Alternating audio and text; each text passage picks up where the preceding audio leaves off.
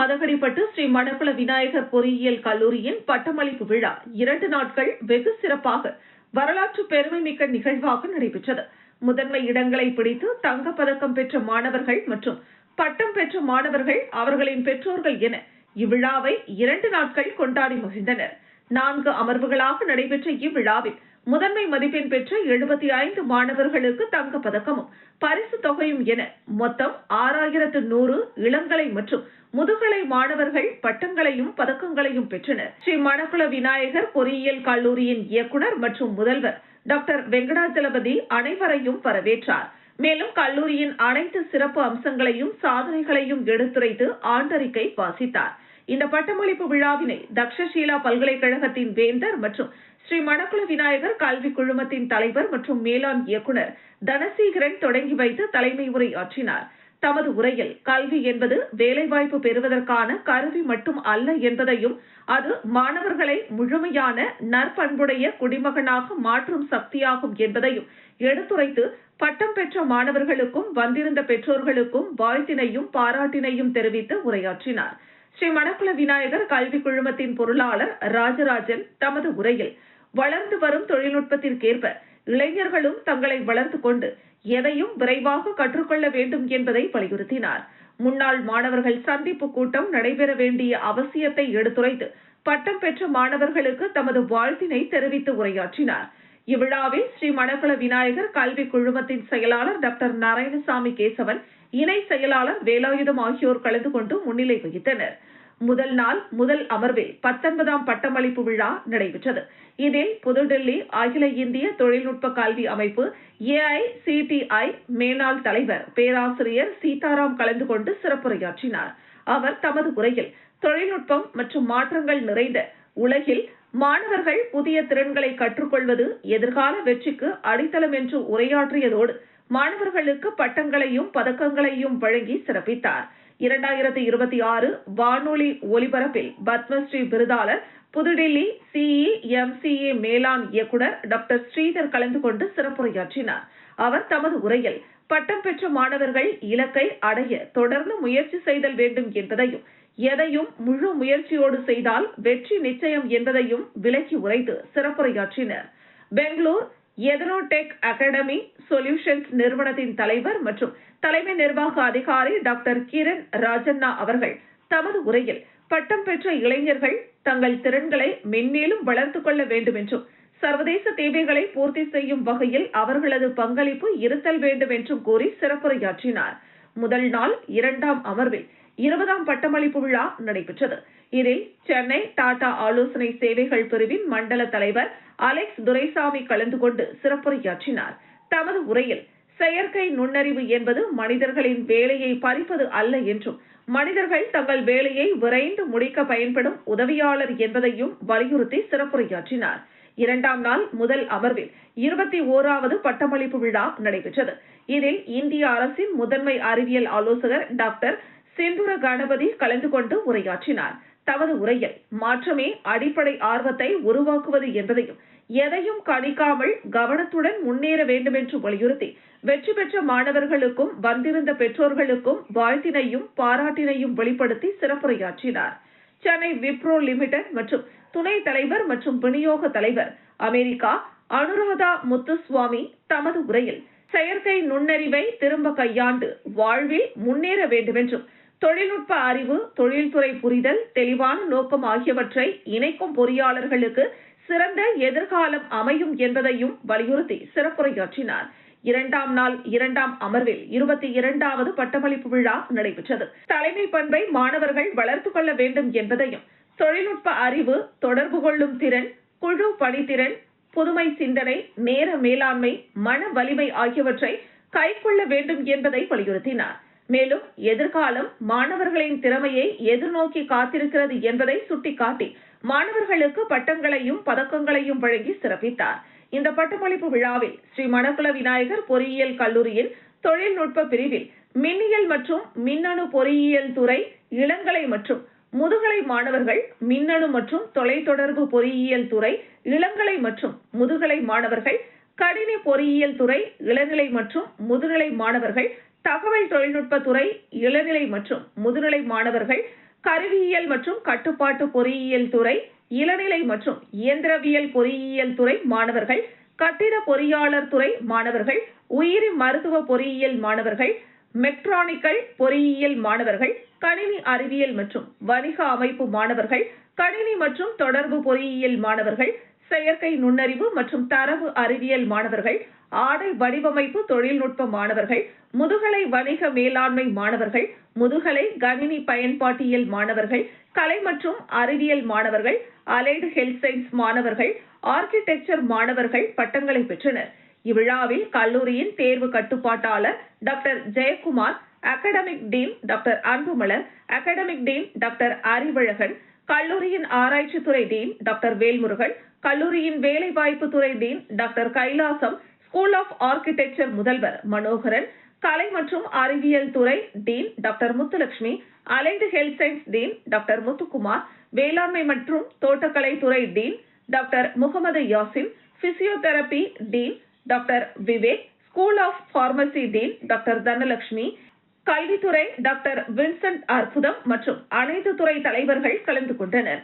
வெகு சிறப்பாக 2 நாட்கள் 4 அமர்வுகளாக நடைபெற்ற இவ்விழாவில் பட்டம் பெற்ற மாணவ மாணவிகள், பேராசிரியர்கள் மற்றும் பெற்றோர்கள் என சுமார் 15,000 பேர் கலந்து கொண்டு சிறப்பித்தனர்.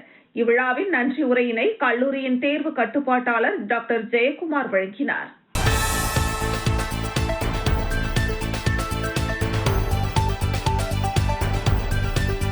தமிழ்நாடு மற்றும் புதுச்சேரி மாநிலங்களில் 12ஆம் வகுப்பு அரசு பொதுத் தேர்வு இன்று தொடங்கியது. இதனை முன்னிட்டு மாணவர்களுக்கு ஞானத்தையும் கல்வியும் தரக்கூடிய ஸ்ரீ ஹயக்ரீவர் பெருமாளுக்கு சிறப்பு லட்சார்ச்சனை நடைபெற்றது. இதில் ஏராளமான மாணவர்கள் தங்கள் பெற்றோர்களுடன் கலந்து கொண்டு பேனா, பென்சில் உள்ளிட்ட எழுது பொருட்களை வைத்து சிறப்பு லட்சார்ச்சனை செய்து பெருமாளை வழிபட்டு சென்றனர்.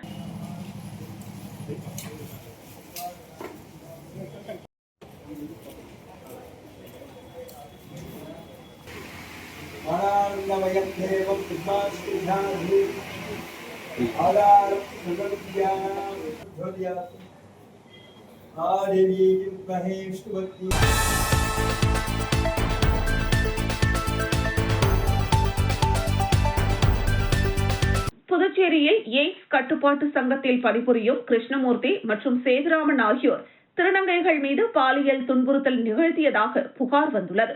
பாதிக்கப்பட்ட திருநங்கைகளின் நலனுக்காக செயல்படும் சமூக நல நிறுவனங்கள் இதை உத்தியோகபூர்வமாக உயர் அதிகாரிகளிடம் முன்வைத்துள்ளனர்.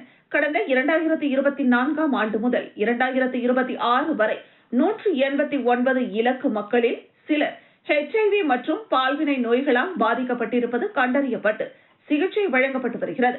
ஆனால் சம்பந்தப்பட்ட ஊழியர்களின் மீது இதுவரை எந்தவித நடவடிக்கையும் எடுக்கப்படவில்லை என தகவல் தெரிவிக்கப்பட்டுள்ளது. பாண்டிச்சேரி எய்ட்ஸ் கண்ட்ரோல் சொசைட்டி நடந்த அநியாயத்துக்கு நீதி கொடு, நீதி கொடு, நீதி கொடு, நீதி கொடு, நீதி கொடு.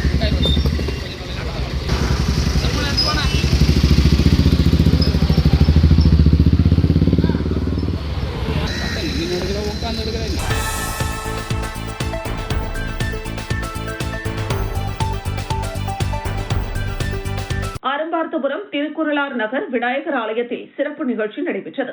உழவர்கரை தொகுதியின் முன்னாள் சட்டமன்ற உறுப்பினரும் முன்னாள் துணை சபாநாயகருமான எம்என்ஆர் பாலன் தனது சொந்த நிதியிலிருந்து 2 லட்சம் ரூபாய் கோவில் நிர்வாகத்திற்கு வழங்கி கும்பாபிஷேக நிதியாக வழங்கினார். இதையடுத்து ஆலயத்தில் சிறப்பு பூஜைகள் நடைபெற்று விநாயகர், அம்மனுக்கு சிறப்பு அலங்காரம் செய்யப்பட்டது.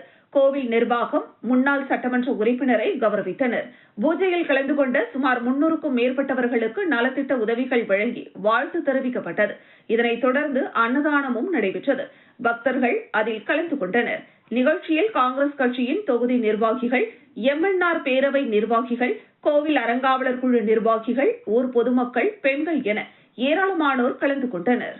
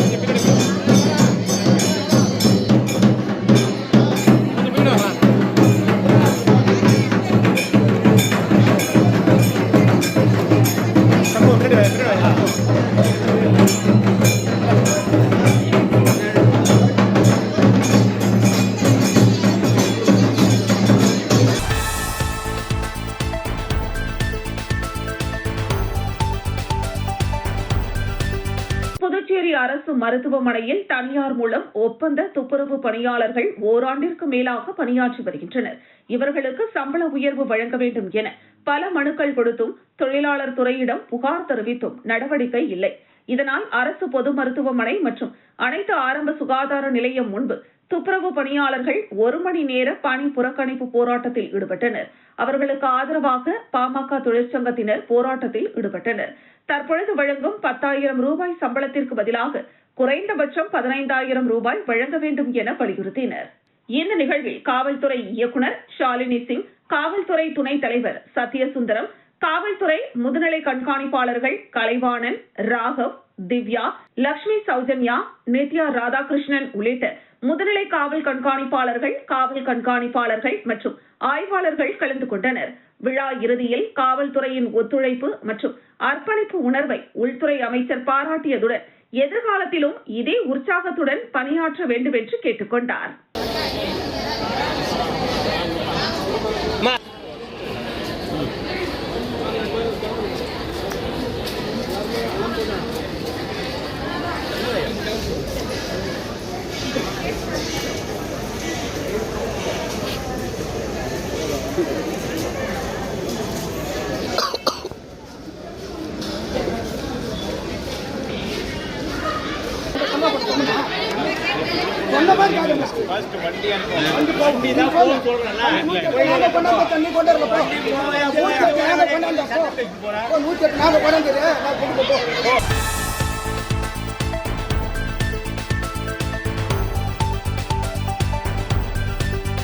புதுச்சேரி அருகே அமைந்துள்ள திருக்காஞ்சி கங்கை வராக நதீஸ்வரர் கோவிலில் வருடந்தோறும் ஆன்மீக விமர்சையாக கொண்டாடப்படும் மாசிமக திருவிழா இந்த ஆண்டு மிகுந்த பக்தி உற்சாகத்துடன் நடைபெற்றது. அதிகாலை முதலே ஆயிரக்கணக்கான பக்தர்கள் கோவில் வளாகத்திலும் சங்கராபரணி ஆற்றங்கரையிலும் திரண்டு சுவாமி தரிசனம் செய்தனர்.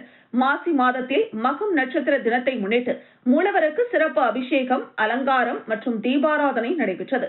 வேத மந்திர ஓசைகளுடன் நடைபெற்ற பூஜைகளில் பக்தர்கள் கலந்து கொண்டு வழிபட்டனர். பின்னர் உற்சவர் வீதி உலா வந்து ஆற்றங்கரையில் தீர்த்தவாரி நடைபெற்றது. பக்தர்கள் புனித நீராடி இறைவனை வழிபட்டு வேண்டுதல்கள் நிறைவேற பிரார்த்தித்தனர். திருவிழாவை முன்னிட்டு கோவில் நிர்வாகம் மற்றும் இந்து சமய அறநிலையத்துறை சார்பில் சிறப்பு ஏற்பாடுகள் செய்யப்பட்டிருந்தன. குடிநீர், மருத்துவம், பாதுகாப்பு உள்ளிட்ட அடிப்படை வசதிகள் செய்யப்பட்டன. பொதுமக்கள் நெரிசலை கருத்தில் கொண்டு போக்குவரத்து மாற்றங்கள் மேற்கொள்ளப்பட்டு காவல்துறையினர் பாதுகாப்பு பணியில் ஈடுபட்டனர்.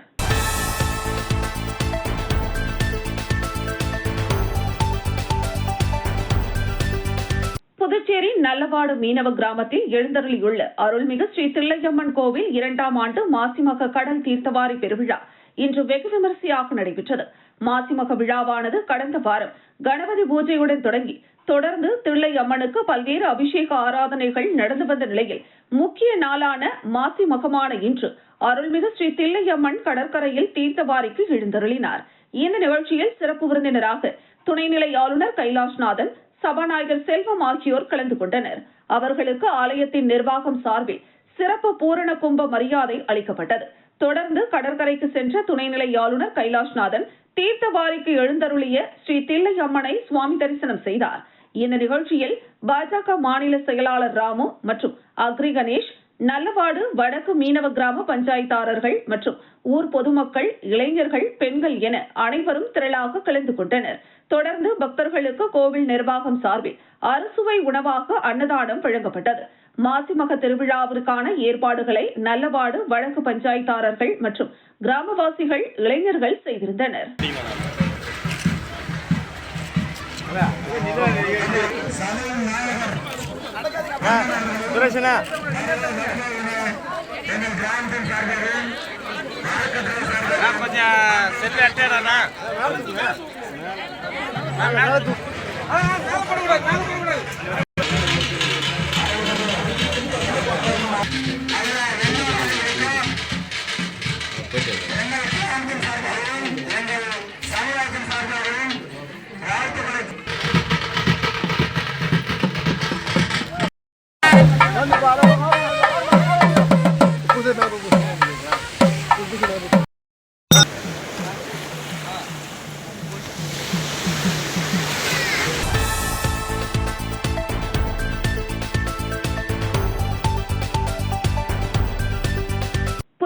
மாநிலம் காட்டேரிக்குப்பம் அருகே சந்தை புதுக்குப்பம் பகுதியை சேர்ந்தவர் 51 வயதான புஷ்பராஜ். இவர் வில்லியனூர் வட்டார வளர்ச்சி அலுவலகத்தில் கிராம சேவகராக பணியாற்றி வருகிறார். இவர் தனது குடும்பத்தாருடன் நேற்று காலை தவளக்குப்பம் பகுதிக்கு வந்துள்ளார். அங்குள்ள ஒரு கடையில் பழ வகைகள் வாங்கிக் கொண்டு உறவினர் வீட்டிற்கு சென்றுள்ளார். அங்கு சென்று பார்க்கும்போது தன் கையில் இருந்த தங்க கைச்செயின் காணாமல் போனதை கண்டு அதிர்ச்சி அடைந்தார்.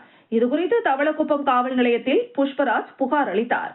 அந்த புகாரின் அடிப்படையில் உதவி ஆய்வாளர் விஜயகுமார் அந்த பகுதியில் உள்ள கடைகளில் விசாரணை நடத்திய நிலையில் அந்த பகுதியில் கடை வைத்திருந்த முருகன் என்பவர் அந்த தங்க கைச்செயினை கண்டெடுத்து காவல்துறையினரிடம் ஒப்படைத்தார். இதனை உரியவருக்கு தகவல் தெரிவித்து உறவினரிடம் ஒப்படைக்கப்பட்டது.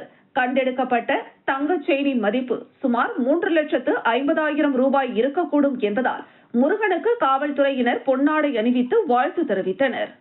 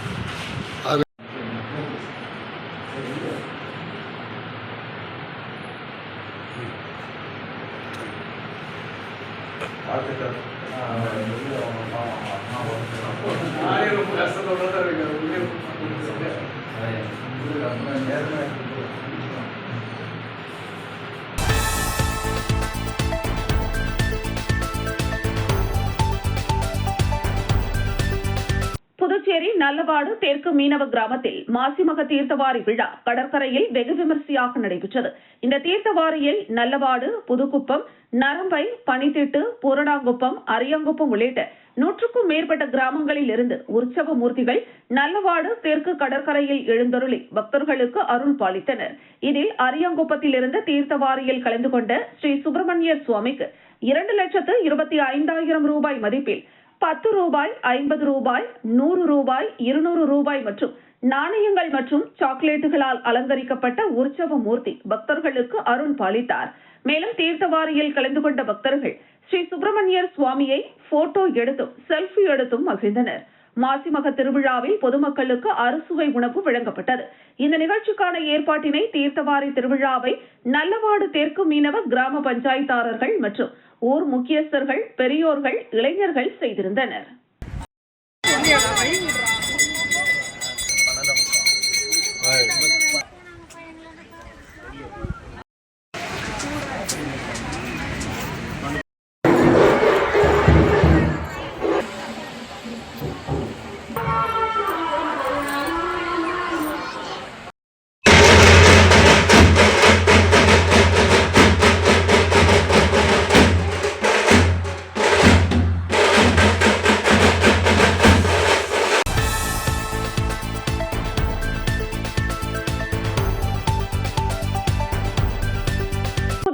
அரியங்குப்பம் தொகுதி பிரம்மன் சிலையை ஒட்டியுள்ள சாலை சுமார் 3,87,000 ரூபாய் மதிப்பீட்டில் சிமெண்ட் சாலை மற்றும் கழிவுநீர் வாய்க்கால் அமைக்கும் பணிக்கான பூமி பூஜையும், இதேபோன்று அரியங்குப்பம் தொகுதிக்குட்பட்ட ராமஜெயம் நகர் பிரியங்கா ஸ்டீல் ஹவுஸ் அருகே சிமெண்ட் சாலை மற்றும் கழிவுநீர் வாய்க்கால் அமைக்கும் பணிக்கான பூமி பூஜையும் நடைபெற்றது. இந்த 2 பூஜைகளிலும் கலந்து கொண்ட தொகுதியின் சட்டமன்ற உறுப்பினர் பாஸ்கர் என்கிற தட்சிணாமூர்த்தி பூஜை செய்து பணியினை தொடங்கி வைத்தார். இந்த நிகழ்ச்சியில் அரியங்குப்பம் கொம்யூன் பஞ்சாயத்து ஆணையர் விநாயகமூர்த்தி, உதவி பொறியாளர் நாகராஜ், இளநிலை பொறியாளர் சுரேஷ் உள்ளிட்ட ஏராளமான பொதுமக்கள் மற்றும் தேசிய ஜனநாயக கூட்டணி கட்சியை சேர்ந்த நிர்வாகிகள் என அனைவரும் திரளாக கலந்து கொண்டனர்.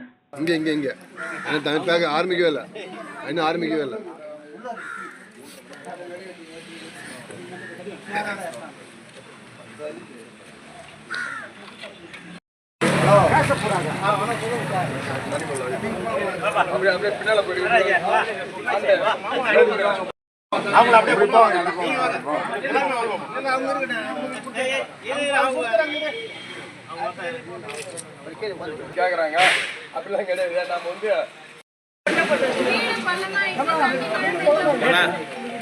ரேட்டுல அங்க ஒரு வேலை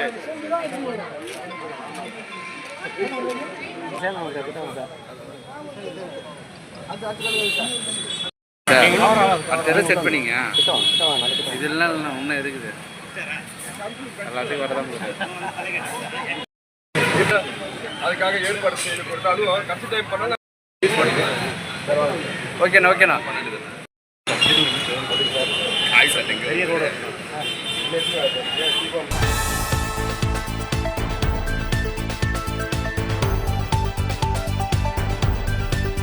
கடலூர் பாண்டி தேசிய நெடுஞ்சாலையில் 24 மணி நேரமும் இருசக்கர வாகனம் முதல் கனரக வாகனங்கள் வரை செல்வது வழக்கம்.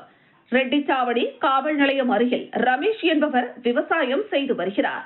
அவரின் நிலத்திற்கு அருகில் உள்ள சாலையின் ஓரத்தில் இருந்த மூங்கில் மரம் மற்றும் செடி கொடிகள் நேற்று மாலை 3 மணி அளவில் திடீரென கொழுந்துவிட்டு எரிய தொடங்கியது. இதனால் சாலையில் செல்லும் வாகன ஓட்டிகள் பெரிதும் சிரமத்திற்குள்ளாகினர். இதனால் போக்குவரத்து மிகவும் பாதிக்கப்பட்டது. தீயானது கொழுந்துவிட்டு மலமளவென எரிய தொடங்கியது. இதனை கண்ட நபர்கள் காவல் நிலையத்திற்கு தகவல் அளித்தனர். அதன் அடிப்படையில் ரெட்டிச்சாவடி காவல் நிலையத்தின் சார்பாக கடலூர் தீயணைப்பு துறைக்கு தகவல் தெரிவிக்கப்பட்டது. தகவல் அறிந்தவுடன் தீயணைப்பு துறையினர், நிலைய அலுவலர் ஆறுமுகம் தலைமையில் 5 பேர் கொண்ட தீயணைப்பு வீரர்கள் விரைந்து வந்து கொழுந்துவிட்டு எரிந்து கொண்டிருந்த தீயினை அணைத்தனர். இதனால் அப்பகுதியில் போக்குவரத்து பாதிக்கப்பட்டதுடன் பரபரப்பு ஏற்பட்டது. பிறகு காவல்துறை மற்றும் தீயணைப்பு துறையினரை பொதுமக்கள் பாராட்டினர்.